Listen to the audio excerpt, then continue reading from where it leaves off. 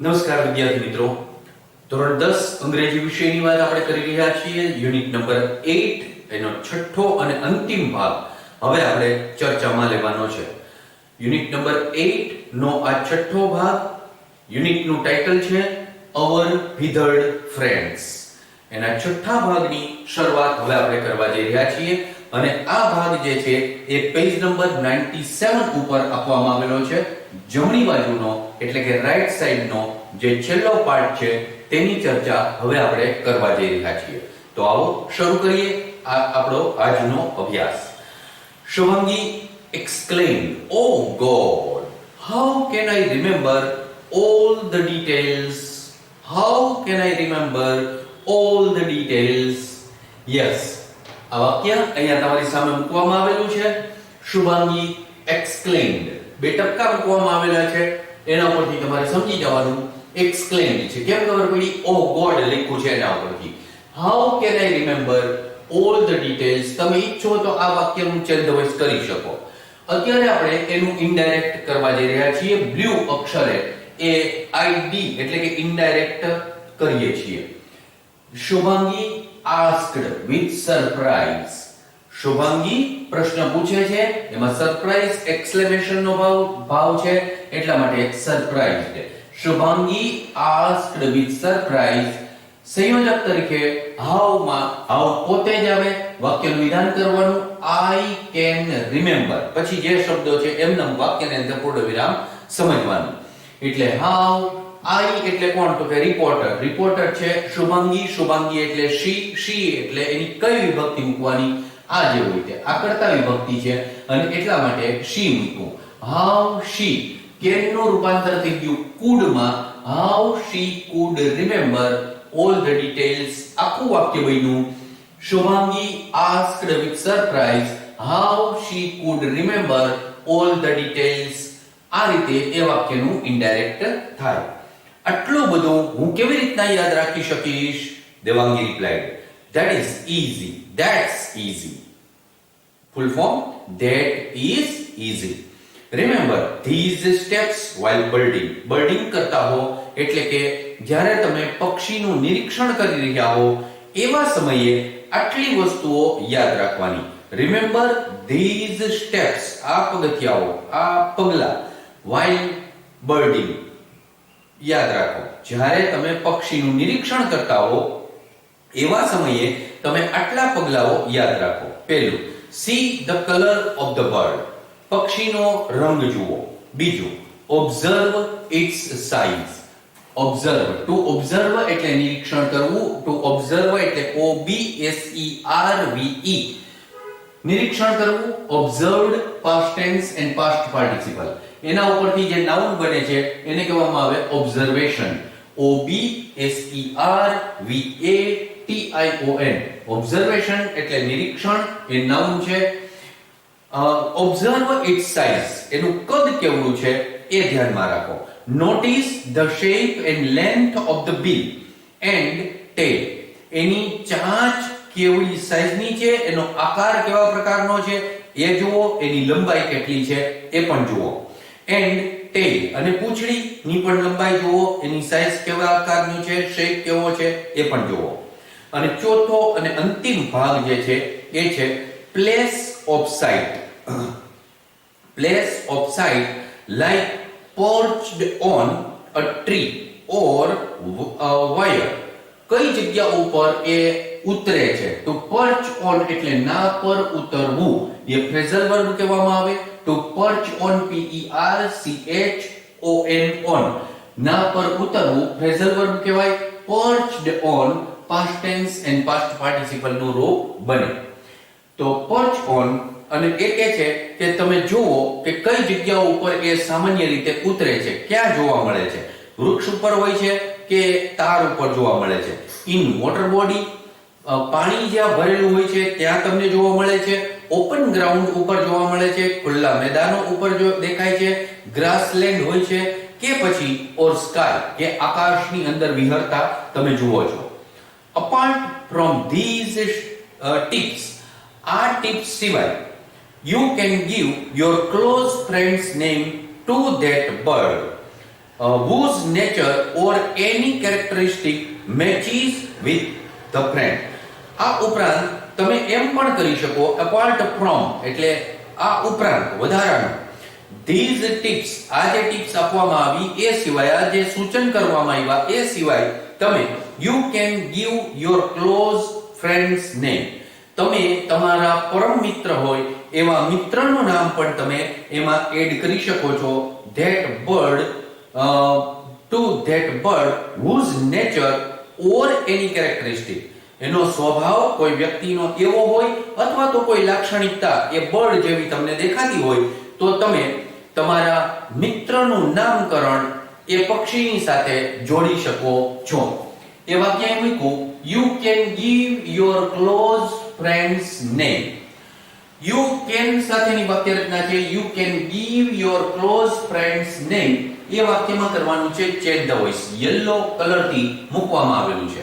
હવે આપણે એનું ચેન્જ ધ વોઇસ કરીએ છીએ. you જે છે એ કરતા છે can give ક્રિયાપદ કહેવાય. your close friends name એટલું કર્મ કહેવાય. કર્મને કર્તાના સ્થાને લઈ આવીએ છીએ એટલે your close friends name. સહાયકાર ક્રિયાપદ can સાથેની વાક્ય રચના એટલે can પછી હંમેશા be મુકાય. કોઈ પણ સહાયકાર ક્રિયાપદ એવું એનું પેસિવ કરીએ એટલે be મુકાય. be given by you. આખું વાક્ય બન્યું your close friends name can be given by you. તો આ રીતે આ વાક્યનું ચેન્જ ધ વોઇસ બને. તમે તમારા પરમ મિત્રનું નામ એની સાથે જોડી શકો છો. પક્ષીને એનું નામ આપી શકો છો. Shubhangi said that is true. Thank you Didi for introducing me to the colorful world of birds. આ વાત સાચી છે કે મારે જો એ પક્ષીને યાદ રાખવું હોય તો XYZ નામ આપ્યું એની સાથે મારા મિત્રના જે લક્ષણો અથવા કેરેક્ટરિસ્ટિક્સ કહેવામાં આવે અંગ્રેજીમાં એ એની સાથે જોડાય છે તો હું મારું નામ એટલે કે એ વ્યક્તિનું નામ એની સાથે જોડી શકું છું. એમાં એક શબ્દ આવ્યો ઇન્ટ્રોડ્યુસ. સોરી, ટુ ઇન્ટ્રોડ્યુસ એટલે સામે પ્રસ્તાવ મૂકવો, સામેના ભાગમાં એની રજૂઆત કરવી. તો તમે એનો મને પરિચય કરાવ્યો એ બદલ ખૂબ ખૂબ આભાર. જગત જે છે આ કલરફુલ વર્લ્ડ છે પક્ષીઓનું એની સાથે મને જોડવા બદલ તમારો ખૂબ ખૂબ આભાર. Devangi said yes my brain fever bird. હા સાચી વાત છે, મારા બ્રેઇન ફીવર બર્ડ એટલે મિત્રાથી રહેવાનું નહીં. એટલે મિત્રાએ તરત પ્રશ્ન પૂછ્યો. શું પ્રશ્ન પૂછ્યો? what is that? ઇનડાયરેક્ટ કરવાનું છે આ વાક્યનું. what સાથેની પ્રશ્ન વાક્ય રચના છે ઇનડાયરેક્ટમાં ફેરવીએ છીએ. એટલે Mitra said to Devangi what is that? ઇનડાયરેક્ટમાં પિંક કલરથી આપેલું છે. Mitra asked Devangi what that is વિધાન કરવાનું એ પ્રમાણે ફેરફાર એટલે that is નું રૂપાંતર ભૂતકાળમાં થઈ ગયું એટલે was. આખું વાક્ય બન્યું Mitra asked Devangi what that was વાક્યને અંતે પૂર્ણ વિરામ. તો આ રીતે એનું ઇનડાયરેક્ટ કરીએ છીએ. મિત્રાએ પ્રશ્ન પૂછ્યો what is that? એ વળી શું? Shubhangi replied a bird like Shubhangi. એક શુભાંગી જેવું પક્ષી. શુભુ સર્ચ અબાઉટ ધીસ બર્ડ એટલે કે બ્રેઇન ફીવર બર્ડ વિશે તું શોધજે અને એની માહિતી આ મિત્રા એટલે કે તારી બહેનને આપજે. Mitra said remember શુભુ we need birds on the earth as they eat up insects harmful to our crops. પહેલા ગુજરાતી સમજી લ્યો. we need birds on the earth. આપણે પૃથ્વી ઉપર પક્ષીઓની આવશ્યકતા છે એટલા માટે કારણ કે as એટલે because they eat up insects harmful to our crops. એ વાક્ય મૂકવામાં આવેલું છે we need birds on the earth as they eat up insects harmful to our crops. as સંયોજક સાથેની વાક્ય રચના જોડવામાં આવેલી છે એટલે showing reason નું એ વાક્ય બન્યું. કારણને રજૂ કરતું હોય એવું વાક્ય કહેવાય. હવે લીટી કરેલી છે ચોકલેટી કલરની. as they eat up insects harmful to our crops. એનો એટલાની નીચે લીટી કરી છે એનો અર્થ એ થયો કે આટલો પાર્ટ પ્રશ્નમાં આવવો જોઈએ નહીં. તો હમણાં જ તમને કહ્યું કે આ રીઝન ને રજૂ કરતું હોય એટલું વાક્ય છે, રીઝન ને રજૂ કરે છે અને એટલા માટે હવે પ્રશ્ન જે બનશે એ why થી બનશે. એટલે why સાદો વર્તમાન કાળ છે એટલે do we need. Why do we need birds on the earth? આ રીતે પ્રશ્ન બને. Why do we need birds on the earth? એટલે જવાબમાં આવ્યું as they eat up insects harmful to our crops. આટલો એનો જવાબ આવે. આપણે જરૂરિયાત છે એમ કે છે પક્ષીઓની, કારણ કે એ આપણા ક્રોપ્સને, આપણા જે પાક લઈએ છીએ એમાં જે હાનિકારક ઇન્સેક્ટ્સ હોય છે એને ખાઈ જવાનું કામ કરે છે. They are also helpful in spreading of seeds. સાથે સાથે એ આપણને જે સીડ્સ છે, દાણાઓ, એ ચણે એટલે એવા જે દાણા, પછી એનું ચરક જે છે એ ચરક XYZ જગ્યા ઉપર પડે એટલે એના દ્વારા નવા જે છોડ છે એમાંથી ઉગે છે. They entertain us with their sweet calls. તે પોતાના સુમધુર ટહુકાઓ સાથે આપણને ખુશખુશાલ કરે છે, આપણું મનોરંજન કરે છે. They entertain us with their sweet calls. આટલો જે પાર્ટ આવ્યો એમાં with their sweet calls એટલાની નીચે ઓરેન્જ કલરથી લીટી કરવામાં આવેલી છે. હવે એમાંથી પ્રશ્ન કેવી રીતે બને? with their sweet calls ઈ જવાબ જોઈએ છીએ તો પ્રશ્ન બને how થી. How do they entertain us?